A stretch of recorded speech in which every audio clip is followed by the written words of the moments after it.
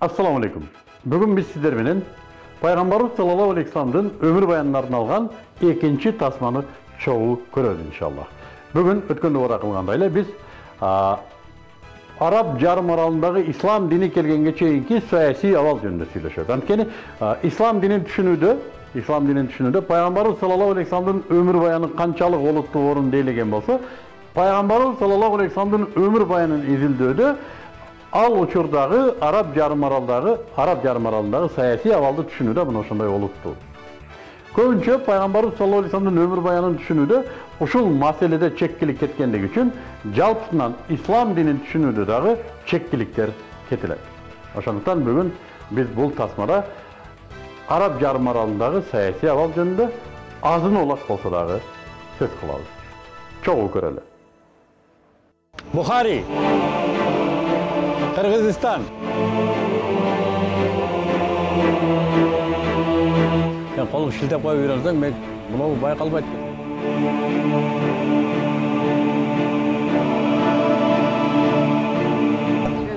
Ana Kırgız. ايوه Müslim, Kırgız. Bukhari. الحين جديد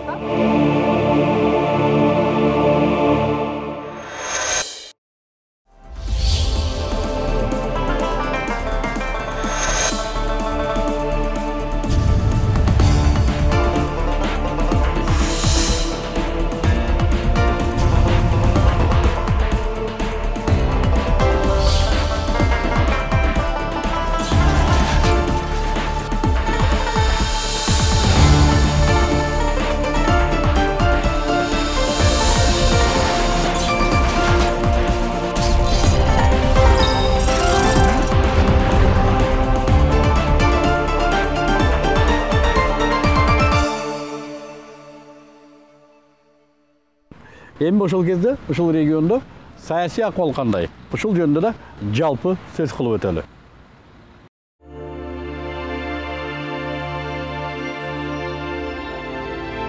Пайгамбарлыкка чейинки чыгыш саясаты негизинен бай, Йеменге багытталган жана ага кеткен кербен жолдору Арап жарым аралы аркылуу өткөндүктөн бул аралдагы саясий абалга сырттан империялар, тажылуу падышалыктар жана вассалдыктар, ал эми ичтен майда уруу башчылык системасы таасир берип турган. Кагыраак айтканда Рим империясы өзүнүн чыгыш канаты болгон Византиянын вассалдыгында турган Шам бийлиги аркылуу таасир эткенге аракеттенчү. Шам бийлигин албетте ошол кездеги христиан динин карманган араб князьдары башкарчу. Рим империясы Арап жарым аралындагы саясий абалга ошондой эле түштүк батыштан да таасир берип турган. Эзелтеден эле Рим империясына атаандашып келген Персиядагы арабтарга чыгыштан таасир берүүгө кызыктар эле. Ошондуктан алар өздөрүнүн чек арасына атайын жаңы бийликти уюштурат жана ага алгачкылардан болуп христиан динин кабыл кылган араб князьдарынан дайындай баштайт. Алардын эң алгачкысы болуп, биздин замандын 268-жылы Наср ал-Лахми дайындалат. Жана ошондон баштап Персиянын, айтканда Сасаниттер бийлигин Аравияда кызыкчылыгын коргогон Лахмиттер династиясы пайда болот. Бактылуу Аравия деп аталган Йеменде илгертеден бери Катабан, Хадрамаут, Майын, Саба жана Химяр бийликтери башкарып келгени белгилүү. Химярлар биздин замандын 300-жылына чейин Йемендеги бүт бийликтердин бардыгын бир бийликке бириктирүүгө жетишет. Жана мамлекеттик дин катары жөөт динин кабыл кылышат.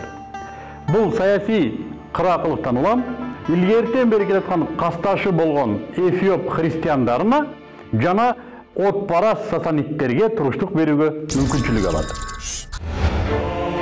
Биздин замандын 340-жылы Эфиоптор Йеменге алгач кол салып, 38 жылга созулган каршылыктан соң Йемен кайра өз эркиндигине жетишет. Биздин замандын 451-жылы мурдатан жаракат отурган Мариб дамбасы жарылып, Йемен бүлгүнгө учурап, калктын көбү жер кезип кетет.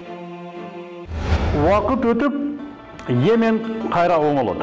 Жана бийликке Химярдын кайсыдыр бир падышасынын жөөт аялынан төрөлгөн Зунавас аттуу Камзада тактыга отурат. Зунавас тактыга отурар менен тагыраак айтканда биздин замандын 523-жылы Йемендеги христиандарга, өзгөчө Нажрандагы христиандарга кең масштабтагы кыргындарды баштайт.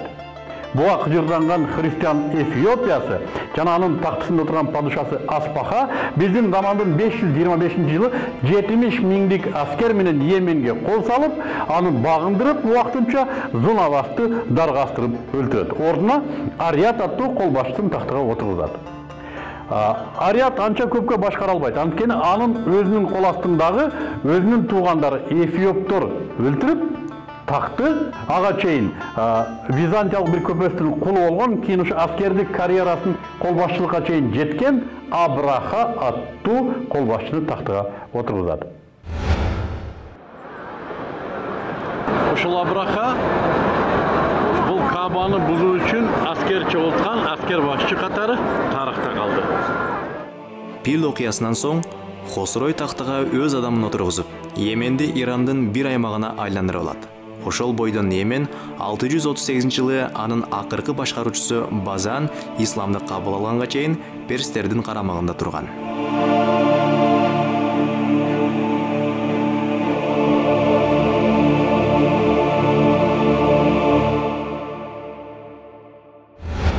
Борбордук Аравиядан орун алган Хиджаз жана Недж бийликтери дагы убакыты менен калыптанып келгени тарыхый этаптардан байкалат. Тагыраак айтканда, алгач бул бийликтердин калыптануусуна биздин заманга чейинки Вавилон бийлигине келген Набониттин Аравияга жасаган жортуулу буга мисал.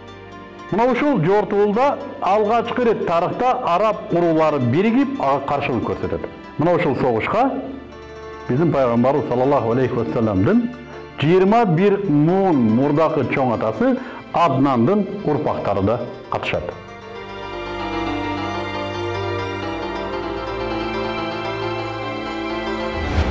Шамга качкан Аднандын уулу Маат Меккеге Набониттин таасири азайганда кайтат. Жана Журхум уруусунан Журшама ибн Жалхамдын кызы Муаннага үйлөнүп, андан Низар аттуу уулду болот.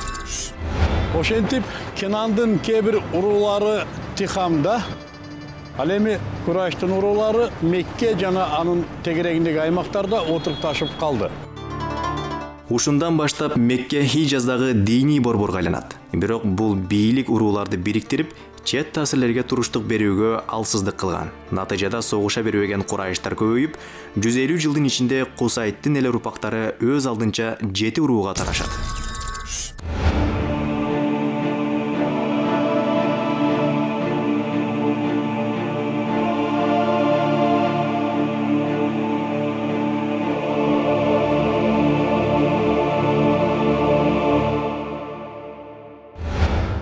Исламга чейин арабтардын ишенимдерине жарым аралдык курчап турган ири мамлекеттер зор таасир тийгизип турган.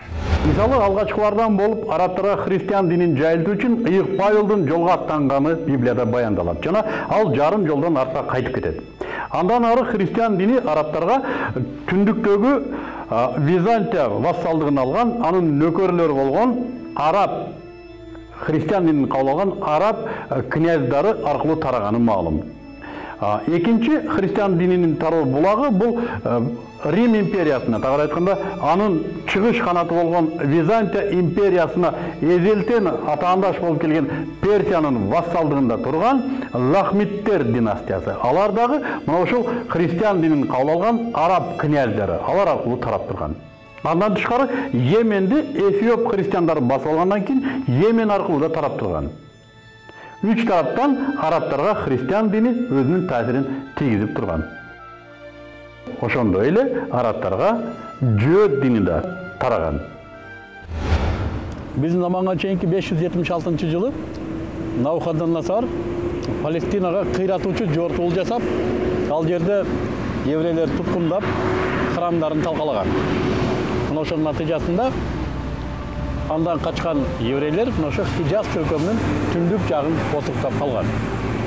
Ал эми экинчи этап биздин эле заман 70-жылдары Рим империясы да Палестинага ушундай бир кыйратуучу жортуул жасаган. Анда да храмдар талкаланган. Натыйжада Римдин Иудея аттуу провинциясына айланган Палестина. Зулумдуктар еврей элине өтө катуу болгондуктан ага чыдабаган бул элдин бир тобу мына ушул Хижаз чөлкөмүнө экинчи жолу качып келип отурат. Мына ошондон баштап Араб жарым аралында Хижазда Юдея дини кенен тарала баштады. Ошентип, Араб жарым аралына түндүктөн христиан дини, батыштан отпарастык, түштүктөн жөөт дини тараганы менен арабтар ал диндерди анчейин кабыл ала берген эмес. Ошол кезде Хуза аттуу уруунун башчысы Амр бин Лухайя эл баккан киши экен, бир сөз менен айтканда, ушул Шамга соода иштери менен барып калып, Шамдагылардын буттарга сыйынып атканын көрүп калат. Жана бул ритуалдар, буттарга сыйынуу ритуалдары Амр бин Лухаяга жагып калат. Анткени анын оюнда, анын түшүнүгүндө Шам жери бул пайгамбарлар түшүп турган ыйык жер, жана булардын кылып атканы акыйкат болсо керек деген түшүнүгү бар эле. Жана мына ошол көргөн билгенин Меккеге алып келет. Тагыраак айтканда, Шамдан Хубал аттуу бир бутту да көтөрө келет дагы, Кабанын ичине коюп, элдерди мына ушул бутка сыйынууга үйрөтө баштайт. Ал ошондой эле Кызыл деңиздин жээгиндеги Ал-Мушаллал жергесине Манат жана Таифке жакын Нахл өрөөнүнө Ал-Улза жана Ал-Лат буттарын орнотот. Арабтар бара-бара мына ошол буттарга сыйына баштайт. Буттар бүгүнкү биздин шаарда өзүңүздөр көрүп жүргөндөй айкелдерге окшош статуялар. Жана арабтар ошол кезде бул статуяларга, бул буттарга, айкелдерге ага чейинки жашаган салых адамдардын, баатырлардын, динчилдердин рухтары кирип алат деп ишенишет эле. Жана ал рухтар аркылуу Аллахка кайрылса болот деп ишенишет эле. Ошондуктан булар буттарды аздектеп, аларды дайым зыярат кылып, аларды тооп кылып, аларга курмандыктарды чалып турат эле. Барган сайын Аравияда ар бир үйдө бут пайда болду. Ар бир уруунун, ар бир үйдүн өзүнүн буту пайда болду. Жана Араб жарым аралында жалгыз кудайлуулуктан бутпарастык системасына өтүү башталды. Биз берилген убакыттын ичинде пайгамбарыбыз саллаллаху алейхи вассаламдын өмүр баянынын башаты болгон ислам дини келгенге чейинки Араб жарым аралындагы саясий абал жөнүндө сөз кылдык. Бул болгону кириш сөз гана. Ошондуктан ал кездеги саясий абал өтө кызык. Тажылуу мамлекеттер, падышалыктар, уруу башчылыктар ортосундагы чиеленишкен мамилелердин бардыгын изилдөө ислам дининин кандай шартта адам затына жиберилгендигин туура түшүнүүгө өбөлгөтүдө. Ошондуктан муну өз алдынча да изилдешиңиздер керек. Эмики көрсөтүүдө Кудай буйрса биз пайгамбарыбыз саллаллаху алейхи вассаламдын санжырасы жөнүндө сөз кылабыз. Биздин каналга жазылыңыздар, башкаларга да сунуш кылыңыздар жана бул тасмалардын башкаларга тароосуна көмөктөш болуңуздар. Салам алейкум.